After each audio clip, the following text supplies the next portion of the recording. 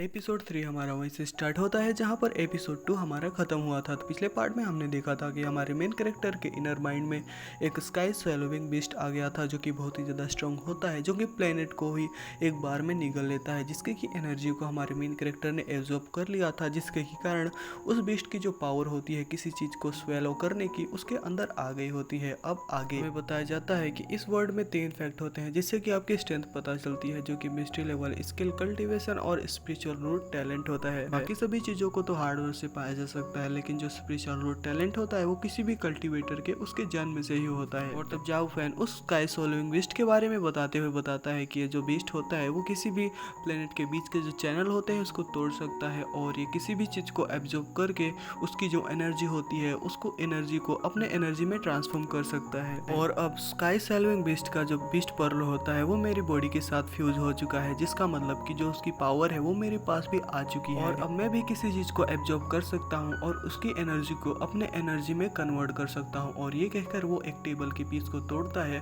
और उस टेबल के पीस को डिवोवर करने की कोशिश करता है, मतलब कि एब्जॉर्ब करने की कोशिश करता है, उसकी एनर्जी को अपने एनर्जी में ट्रांसफॉर्म करने की कोशिश करता है। उस टेबल को एब्जॉर्ब करने के कारण जाओ फैन के पास वुड एट्रीब्यूट की पावर आ जाती है, जिसको कि देखकर जाओ फैन बहुत ही ज्यादा शॉक हो जाता है और कहता है कि मेरे पास तो वुड एट्रीब्यूट की पावर आ गई इस टेबल को एब्जॉर्ब करने से। क्या हो अगर मैं इस पूरे के पूरे टेबल को ही एब्जॉर्ब कर लूं, और उस टेबल को एब्जॉर्ब करने की कोशिश करता है लेकिन वो टेबल एब्जॉर्ब नहीं होता। और तब जाओ फैन कहता है कि लगता है कि किसी चीज को एब्जॉर्ब करने के बाद मैं उस चीज को दोबारा नहीं एब्जॉर्ब कर सकता, क्योंकि जो उसका एट्रीब्यूट है वो पहले ही मेरे पास आ चुका है। और तब जाओ फैन एक आयरन के स्पेयर को लेते हुए कहता है कि अगर ऐसी बात है तो मैं अलग अलग 5 एलिमेंट की पावर को एब्जॉर्ब करूंगा, जिससे कि मेरा जो टेंटियान है वो 5 एलिमेंट का हो जाए। और ऐसा कहकर वो मेटल के स्पेयर को एब्जॉर्ब करने लगता है और वो मेटल के स्पेयर को एब्जॉर्ब कर लेता है, जिसको कि देखकर जाओ फैन बहुत ही ज़्यादा शौक हो जाता है और कहता है कि ये टैलेंट तो बहुत ही ज़्यादा अमेजिंग है। इस टैलेंट को यूज़ करते हुए मैं किसी भी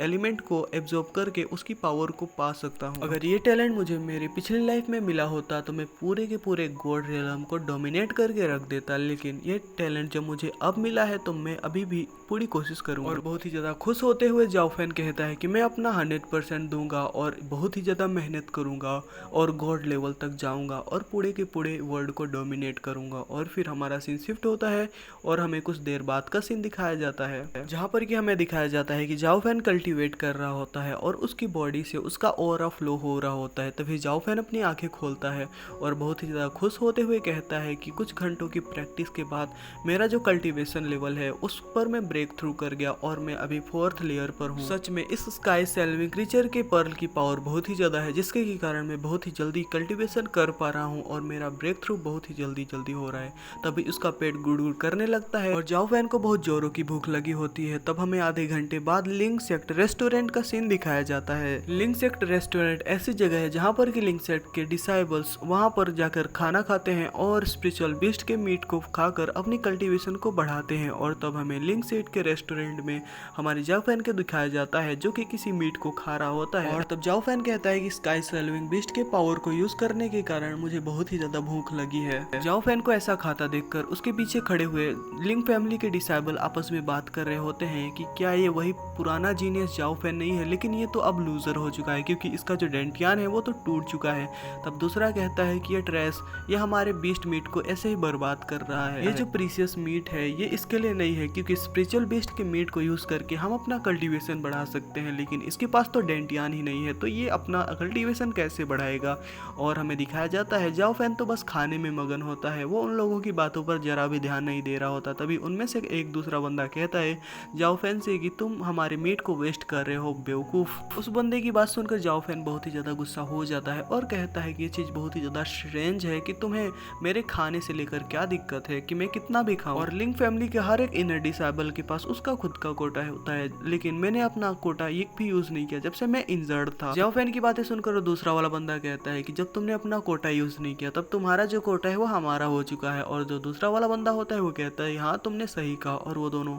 इशारे में बातें कर रहे होते हैं। और तब वो बंदा कहता है कि जाओ फैन तुम्हारा डेंटियान टूट चुका है, इसलिए तुम इस बीस्ट मीट को नहीं खा सकते, क्योंकि इस बीस्ट मीट से हम लोग कल्टीवेट करते हैं और जब तुम्हारा डेंटियान ही नहीं है तो तुम कल्टीवेट नहीं कर पाओगे बिना अपने डेंटियान के। उस बंदे की बात पर जियांग फैन कहता है कि तुम तो लिनहू हो ना, क्या तुम क्वालिफाइड हो मुझको मना करने के लिए ये मीट खाने से। जिस पर वो बंदा गुस्सा होते हुए जाओ फैन से कहता है कि हमारे फैमिली फैमिली का रूल है कि जिसके पास कल्टीवेशन पावर नहीं है वो इस मीट को नहीं खा सकता। और तब जाओ फैन अपना हाथ टेबल पर मारते हुए कहता है कि लिंग क्लैन के लिए जो भी अच्छा करता है उसे वो रिवॉर्ड मिलता है और जो भी गलत करता है उसे पनिशमेंट मिलती है। मैंने जो है वो लिंग क्लैन के लिए अच्छा काम किया, क्या तुम मेरी जगह ये सब कर पाओगे? जाओ फैन की बातें सुनकर वो बंदा जाओ फैन पर गुस्सा हो रहा होता है और फिर जाओ फैन उसे दोबारा कहता है कि पहले तो तुम मेरे टैलेंट से डरते थे, लेकिन अब तुम्हारी हिम्मत इतनी ज़्यादा बढ़ गई है कि तुम मुझे मना कर रहे हो मीट खाने के लिए। जैसे ही तुमने सुना कि मेरा जो डेंटियान है वो टूट चुका है, इसलिए मैं कल्टीवेशन नहीं कर सकता और मेरी जो पावर लिमिट है वो लिमिटेड हो गई है, इसलिए तुम मेरे खिलाफ हो गए और तुम यहाँ तक कि मुझे चैलेंज कर रहे हो। जिस पर वो बंदा जो होता है वो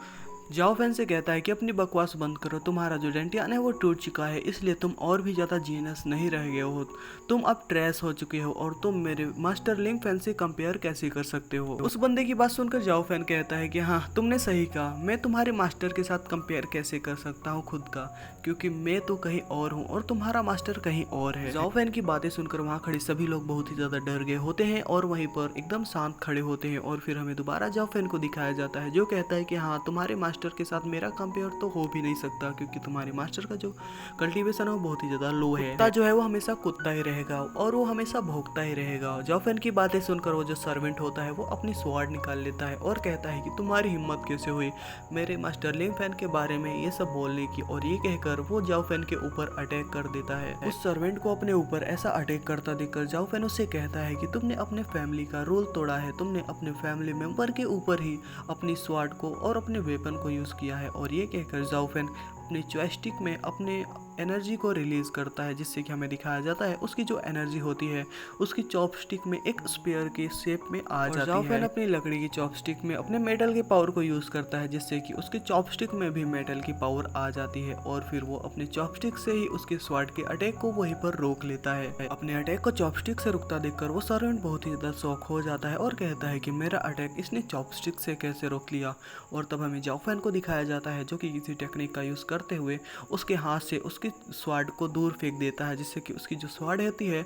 उसके हाथ से दूर चली जाती है। और तब जाओ फैन उस सर्वेंट का हाथ पकड़ के उस टेबल पर रख देता है और फिर अपना टेरेबल लुक देते हुए उस सर्वेंट से कहता है कि मैं ये चाहता हूँ कि तुम एक लेसन को याद रखो जो कि मैं अभी अभी तुमको देने वाला हूँ। जाओ फैन की ऐसे टेरेबल लुक देखकर वो जो सर्वेंट होता है कांपने लगता है और उसके पसीने भी छूटने लगते हैं। और तभी हमें दिखाया जाता है जाओ फैन उस दोनों चॉपस्टिक को उठाता है, जिस पर वो जो सर्वेंट होता है वो बहुत ही ज़्यादा चीखने लगता है। और तब हमें पता चलता है कि जाओ फैन ने उन दोनों चॉपस्टिक का यूज़ करते हुए उसके हाथ को उसी टेबल के साथ जोड़ दिया होता है, मतलब कि इस तरह घुसेड़ दिया होता है। और तब जाओ फैन उन दोनों बंदों की तरफ देखते हुए कहता है कोई और भी है जो अपनी पावर को टेस्ट करना चाहता है और उसे लगता है कि वो बहुत ही ज़्यादा पावरफुल है तो वो आकर मुझसे चैलेंज कर सकता है। और जाओ फैन की ऐसी बातें सुनकर वो दोनों तो एकदम हक्के बक्के हो जाते हैं और वहीं पर खड़े खड़े कांपने लगते हैं। और तब जाओ फैन वहाँ से जाते हुए कहता है कि मुझे उम्मीद है कि तुम लोग समझ गए होगे, अगर तुम लोग नहीं समझे होगे तो तुम्हारा जो अंत है वो भी